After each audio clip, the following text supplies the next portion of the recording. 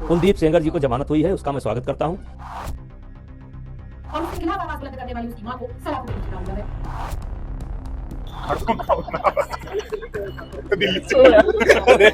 तो कोर्ट का सम्मान सबको करना चाहिए। ये धरना और प्रदर्शन से कुछ होने वाला नहीं है। कि भारतीय जनता पार्टी के लोग ना कभी महिलाओं के सम्मान करते हुए दिखाई दे रहे थे और ना भविष्य में कभी महिलाओं के सम्मान के लिए इनके अंदर कोई जो है जिम्मेदारी या एहसास है। नाबालिग से दुष्कर्म जैसे जघन्य अपराध में उम्र कैद की सजा काट रहा पूर्व बीजेपी विधायक कुलदीप सिंह सेंगर एक बार फिर देश की अंतरात्मा को झकझोर रहा है। वजह साफ है, एक ऐसा दोषी जिसे अदालत ने समाज के लिए खतरनाक मानते हुए उम्र कैद दी, वही आरोपी बार बार पैरोल, मेडिकल बेल और अंतरिम जमानत पर जेल से बाहर घूमता नजर आया। सवाल सीधा है, क्या उम्र कैद अब सिर्फ कागजों में रह गई है? इस साल सेंगर को पहले 7 दिन की पैरोल मिली, फिर उसे बढ़ाकर 12 दिन कर दिया गया। इसके बाद इलाज के नाम पर 17 दिन की पैरोल दी गई, फिर आयुर्वेदिक इलाज का बहाना बनाकर 7 दिन और बाहर रहने की इजाजत मिल गई। लेकिन ये मामला यही नहीं रुका। मेडिकल ग्राउंड पर 31 मार्च तक अंतरिम जमानत दी गई, जिसे 3 महीने के लिए और बढ़ा दिया गया। गुजरात हाईकोर्ट ने 1 महीने का अतिरिक्त विस्तार दिया और राजस्थान हाईकोर्ट ने तो हद ही कर दी, सीधे 6 महीने की अंतरिम जमानत दे डाली।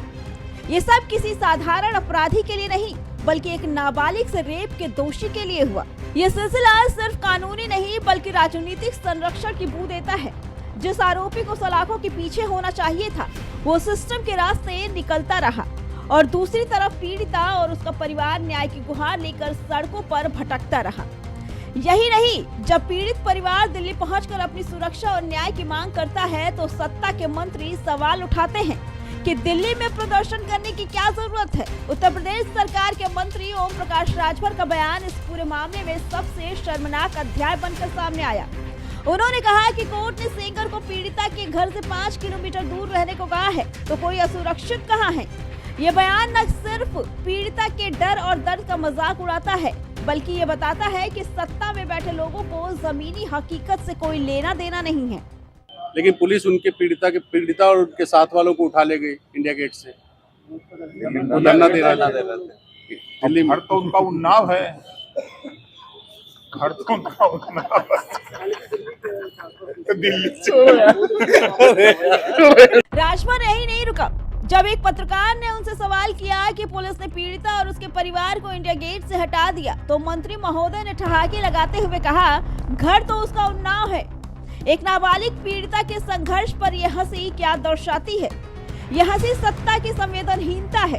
यह हंसी उस सिस्टम की है जो अपराधी के साथ खड़ा दिखता है और पीड़िता को बोझ समझता है।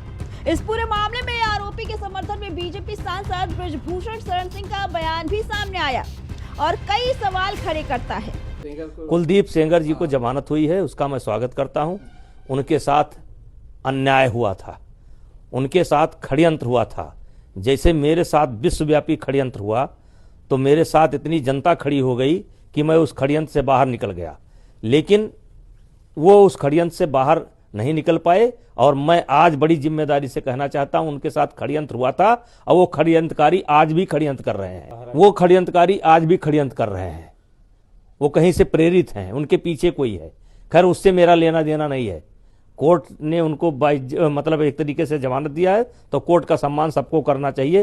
ये धरना और प्रदर्शन से कुछ होने वाला नहीं है। इस पूरे मामले में आरोपी के समर्थन में बीजेपी सांसद बृजभूषण शरण सिंह का सामने आना भी कई सवाल खड़े करता है। जब एक दोषी को राजनीतिक समर्थन मिलता है तो संदेश साफ जाता है।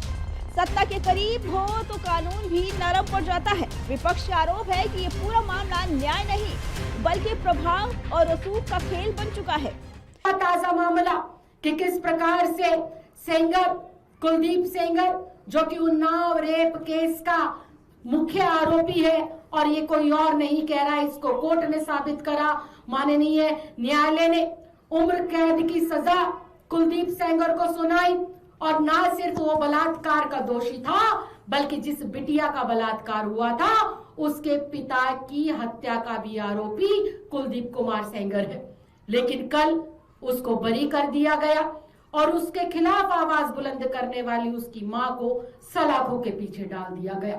ऐसे ही साउथ के अंदर बीजेपी का जो एक नेता था प्रवजल रवेला, उसके फोन में हजारों अश्लील वीडियो महिलाओं के मिले और उन अश्लील वीडियो का दबाव बनाकर वो किस प्रकार से कुकर्म महिलाओं के साथ करता था, ये भी किसी से नहीं छिपा।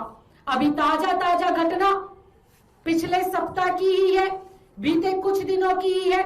बिहार में इनके घटक दल की सरकार जो ताजा बनी है, वहां का मुख्यमंत्री एक हिजाब पहने हुई बेटी के हिजाब को जबरन खींचता है और इस बात को प्रमाणित करता है कि भारतीय जनता पार्टी के लोग ना कभी महिलाओं के सम्मान करते हुए दिखाई दे रहे थे और ना भविष्य में कभी महिलाओं के सम्मान के लिए इनके अंदर कोई जो है जिम्मेदारी या एहसास है।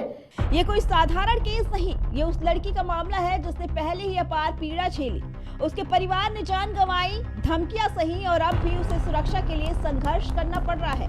तो वहीं दूसरी तरफ दोषी इलाज और जमानत और पैरोल के नाम पर राहत पा रहा है। Bureau report, prime TV.